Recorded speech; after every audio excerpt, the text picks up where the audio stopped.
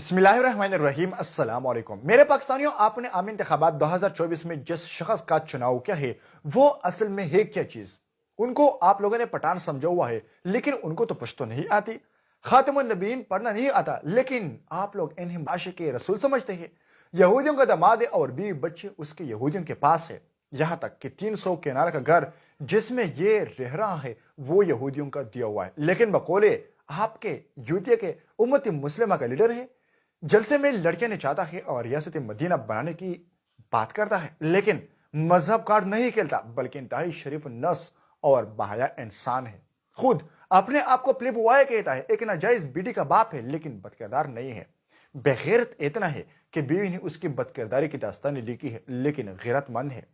डर और खौफ इतना है कि बाल्टी पहनकर अदालत जाया करते थे, लेकिन आपके बकौल बहादुर है। झूठ जमकर बोलता है, मौके की मुनासिबत से बयानियां बनाता है, झूठे दावे और वादे करता है और फिर यूटर्न ले लेता है, लेकिन वादा खिलाफ और मुनाफिक नहीं है, बल्कि सादिक और अमीन है आपके पास। सबसे ज्यादा करप्शन की रिकॉर्ड उसके दौर में कायम हुए, लेकिन करप्ट नहीं है। जिसने एहसान किया उसे बदनाम किया, लेकिन एहसान फरामोश नहीं है। 4 साल तक पॉलिश लगाए, थाबेदार रहे, जी हुजूरी करके हुकूमत की, लेकिन बूट चाट और पॉलिश नहीं है। तो शाहखाना की काबे की डिजाइन वाली घड़ी तक चोरी करके बेचती, लेकिन ईमानदार और चोर बिल्कुल भी नहीं है।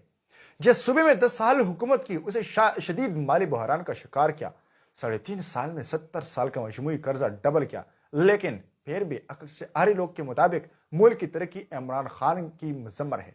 उन्हीं के जरिए हुई है। मुल्क बदनाम करने में कोई कसर नहीं छोड़ी और तबाही के दहाने पर लाकर खड़ा किया। IMF के नुमाइंदे को स्टेट बैंक का वार्डन मुकर्रर किया, लेकिन मुहब्बे वतन पाकिस्तानी शहरी है। आखिर कौम के आंखों पर पड़िए क्यों बंदी है जो आप फिर इसी तबाही का रास्ता इख्तियार कर गए? जवाब यही है कि दरअसल जितनी बुराई इमरान खान में मौजूद है, ये आज की इस नस्ल को बुराइयां ही नहीं लगती।